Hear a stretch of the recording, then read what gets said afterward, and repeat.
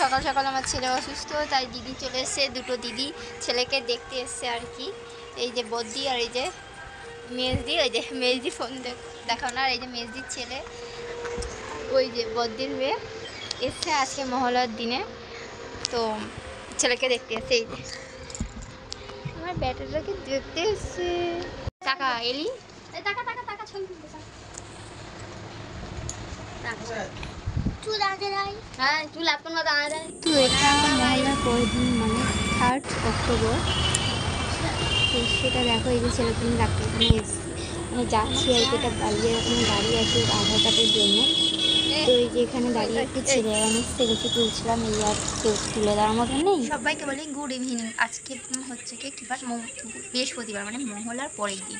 কালকে ছিল মহলা, আর কালকে তোমাদেরকে দেখিয়েছি, আমি 2-3 দিন ভিডিও দিতে পারছি না এই কারণে, কারণ খুবই ব্যস্তর মধ্যে দিন কাটছে ছেলেকে নিয়ে। ছেলের ভীষণই শরীর খারাপ, আজকে আবার ডাক্তারের কাছে নিয়ে গেছিলাম।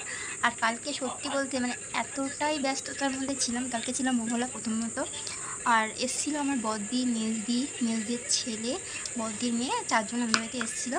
আমার ছেলেকে দেখতেই এসেছিলো, শরীর খারাপ ছিল যেহেতু, ওই জন্য বললো যাই গিয়ে দেখে আসি ছেলের জন্য। সত্যি ওরা দেখতে এসে জাস্ট আমার এত খারাপ লেগেছে, এত খারাপ লেগেছিলো। প্রথমত আমার বদ্দি বললো দেখ তোদের এমনি অসুবিধা যাচ্ছে, আমি যাব, কোনো কিছুই আমাদের জন্য রান্নাবান্না করতে হবে না, আমরা জাস্ট ওদের দেখেই চলে আসবো। কিন্তু বলো তা কোনো দিন হয় আমার বাড়ি আসবে আর একটু না খেয়ে গেলে কি আর সত্যি, মানে বলে না মুখে কথা যে আসিস ডাল ভাত খেয়ে যাচ্ছে, শুধু সেটাই খেয়ে গেছে ওরা।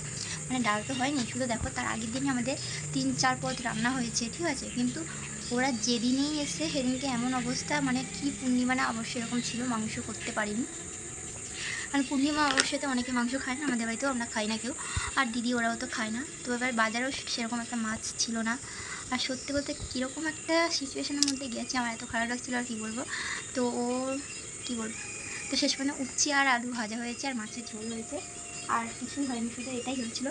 আর শ্বশুরমশাইও কাজে গেছিলো, তো শাপলা খেতে আমার দিদি ভীষণই ভালোবাসে, ভেবেছিলাম যে চিংড়ি মাছ দিয়ে শাপলা করবো, কিন্তু এতটাই দেরিতে শ্বশুরমশাই এসছে, এতটাই দেরিতে এসছে আর কি বলবো। তো ভিডিও তো দিতে পারছি না, শ্বশুরমশাই দেরিতে এসছে, ওই জন্য শুধু উচ্ছি আর আলু ভাজা আর মাছ আলু ঝিঙে দিয়ে ঝোল হয়েছিল। তো যাই হোক ভিডিওটি এখানে এন্ড করবো, ভালো লাগলে লাইক কমেন্ট শেয়ার করবো, আর কাল থেকে পুরো ফুল ভিডিও দেখতে পারবে, মানে আর মিক্স হবে না। তো চলো সবাই বলি টাটা বাই বাই, সবাই ভালো থাকবে সুস্থ থাকবে।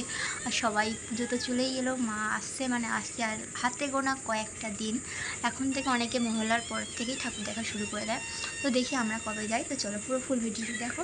তো সবাই বলি টাটা বাই।